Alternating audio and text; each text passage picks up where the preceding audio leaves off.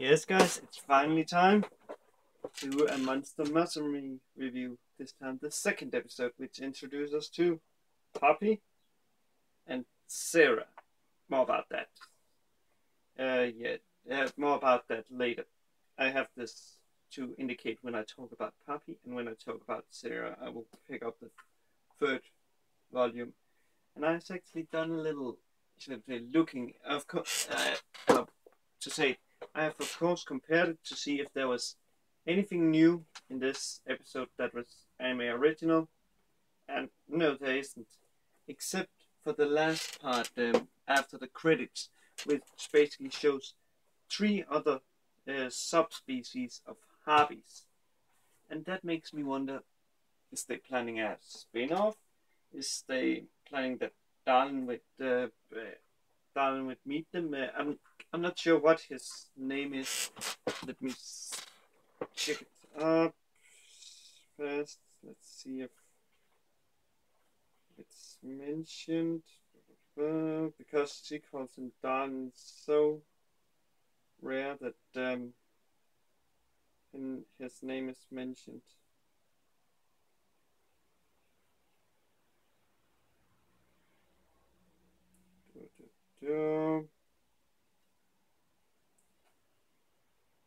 No, I cannot find it. But basically, the main character.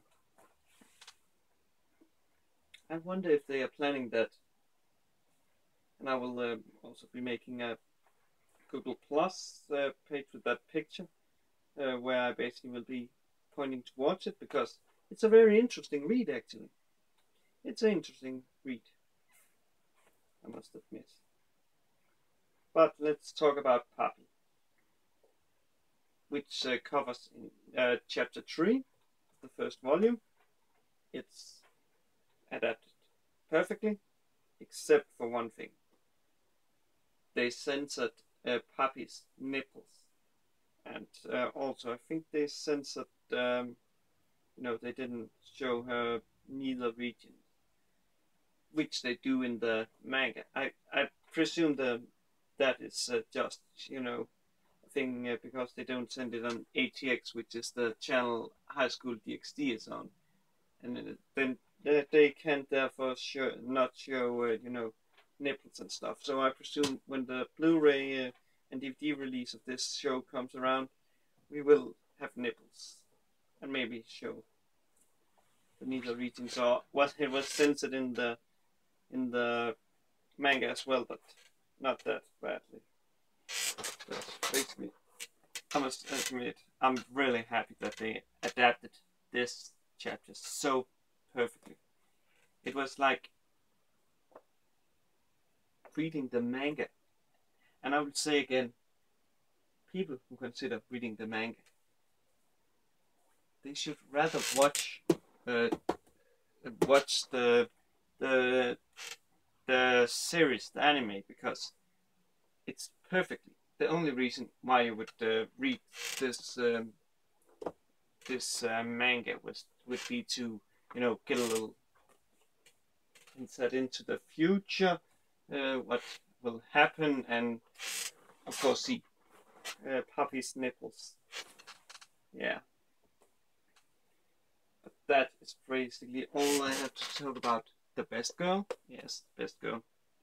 Oh, there will be coming a girl later who is also a good girl, but she's not as good as Papi. Then we have Sarah, or Centorea, I think her full name is. A centaur, and I admit I freaking hate her. I hate her, and the reason why is not because of her boobs, who is like, it's. I think they are bigger than her head, than a human head actually is. I would say if you've seen Prison School, the guy with the small face, basically, like his face. I think her boobs is that size. But that's not the reason why I hate her. In the manga, luckily, they haven't adapted that into the anime, because that is the thing that I seriously hate about Sarah. Uh, yeah, that is that she talks in old English dialect, basically like "Thou shall not pass, thou vile creature." So I have to, like think, because I can read it, but it's really, really hard. So I'm happy that they didn't, put it so she talked that way, because that is a really, really frustrating way to speak. And that's why I would say the chapter 4, or should say episode 2, second part, which adapt chapter 4, is better than chapter 4 in the manga. Actually, I would say Sarah in the people who has only seen Sarah in the anime will maybe like her more than if they had read the manga. There's maybe people that hate her in the manga that likes her in the anime, and I therefore say, if you want to interact with Sarah, if you want to see anything with her, do watch the anime. Do not read the manga with her. She gets very annoying, unless of course you can read that dialect, which I can't. And that's basically my words about her.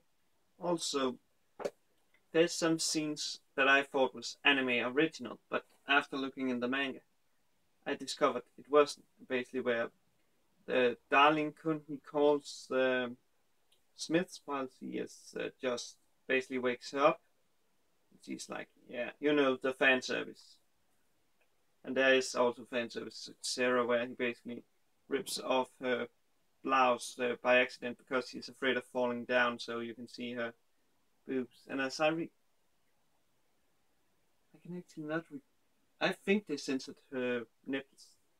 Yes, I'm pretty sure they did.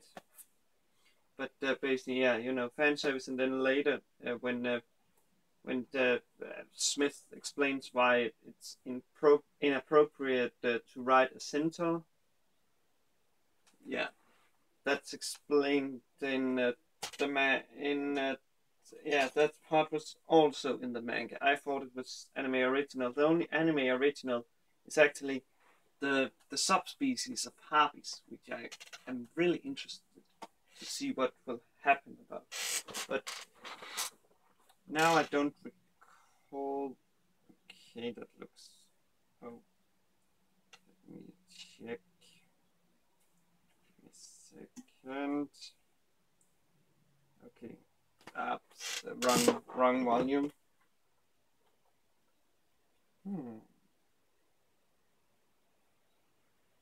Okay, next episode is like not gonna be that interesting, because oh well, it is, because that's basically introduces something that leads to a lot of conflict in the series and drives it.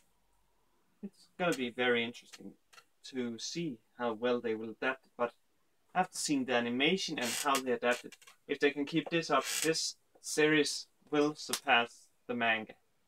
It's basically like, when you're seeing that, there's hardly any reason to pick up the manga.